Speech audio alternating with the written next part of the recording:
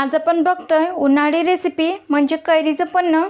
पटकन बनवून तयार होते हे कैरीचं पन्ह आणि शरीरासाठी पौष्टिक असं असते। उन्हाळ्याच्या दिवसामध्ये करून तुम्ही नक्की प्या, शरीराला थंडावा देतो आणि कच्च्या कैरीचं पन्ह लागतं हे।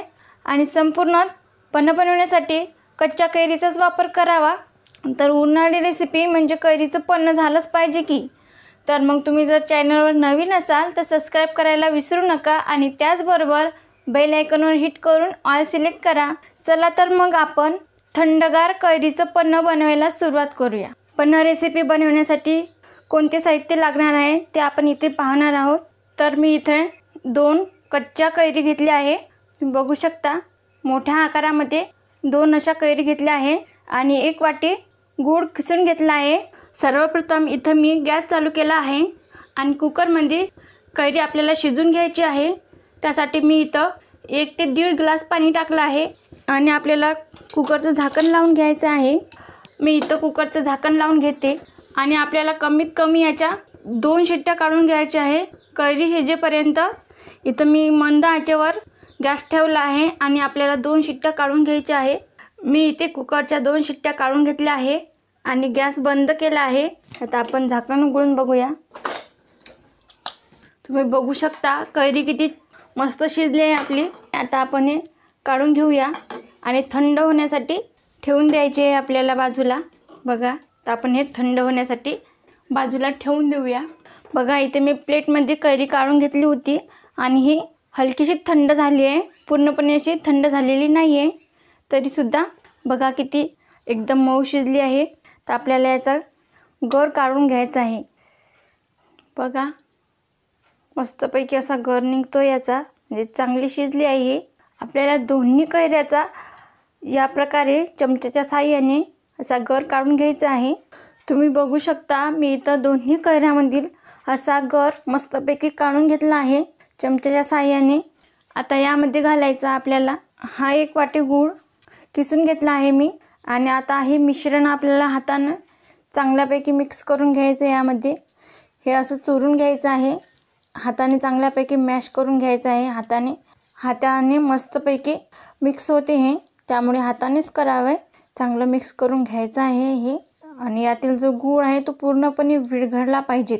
यामधील जो गूळ आहे तो कैरीसोबत मॅच झाला पाहिजे व्यवस्थित। बघा अशा प्रकारे तुम्हाला कितपत पण हे गोड आवडतं त्यानुसार तुम्ही कमी जास्त गूळ करू शकता। व्यवस्थित असं मिक्स करून घ्यायचं आहे हाताने। कैरीच्या गुठळ्या व्हायला नको म्हणून हातानेच मी व्यवस्थित मिक्स करून घेते। यातील गुठळ्यासुद्धा आपल्याला अशा मॅश करून घ्यायच्या आहे। तुम्ही बघू शकता मी मिश्रण हे चांगल्या प्रकारे हातानेच मॅश करून घेतले आहे। आता हे मिश्रण मी मिक्सरमध्ये न काढता चाळणीमधून गाळून घेते। या प्रकारची चाळणी घ्यायची आहे आपल्याला आणि हे मिश्रण आपल्याला यामध्ये गाळून घ्यायचं आहे। मिक्सरमध्ये न वाटता यामध्येच गाळून घ्यायचे आहे, जेणे काय होईल यातील गुळाचा एखादा खडा जर राहिला असेल तर तो यामध्येच निघून जाणार आहे। चांगल्या प्रकारे मॅश होईल याने। सर्वत्र मिश्रण या प्रकारे काढून घ्यायचं आहे चाळणीतून। मी चाळणीमधून कैरीचा गर व्यवस्थित गाळून घेतला आहे। जे मिश्रण केलं होतं ते तुम्ही बघू शकता व्यवस्थित मिक्स झालं आहे। आपल्या इथं पन्ह तयार झालं आहे।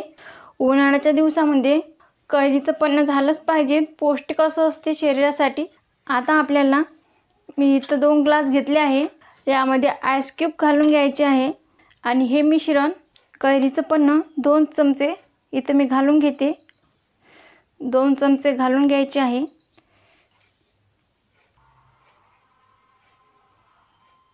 दोन चमचे मी पन्ह यामध्ये घालून घेतला आहे आणि यामध्ये आपल्याला थंडगार पाणी टाकायचं आहे।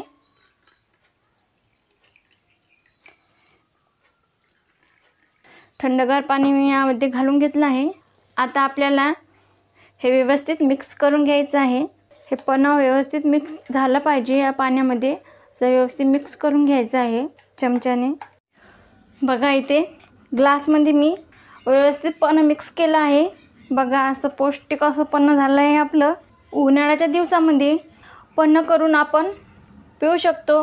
हे मिश्रण आपण असेच फ्रीजमध्ये ठेवून देऊया आणि आपल्याला जेव्हा केव्हा लागेल तेव्हा आपण हे काढून असं 2 चमचे एका ग्लासमध्ये घालून घ्यायचं हे पन्ह आणि व्यवस्थित पाण्यामध्ये मिक्स करायचं आहे.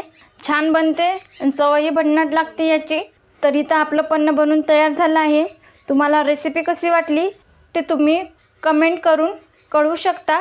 त्याचबरोबर तुम्ही जर चॅनलवर नवीन असाल तर आगळी वेगळी रेसिपी चॅनलला सबस्क्राईब करायला विसरू नका आणि त्याचबरोबर बेल आयकॉनवर हिट करून ऑल सिलेक्ट करा. ज्याने का होईल मी छान छान रेसिपी पदार्थ अपलोड करेल त्याचे नोटिफिकेशन तुम्हाला येऊन जाईल.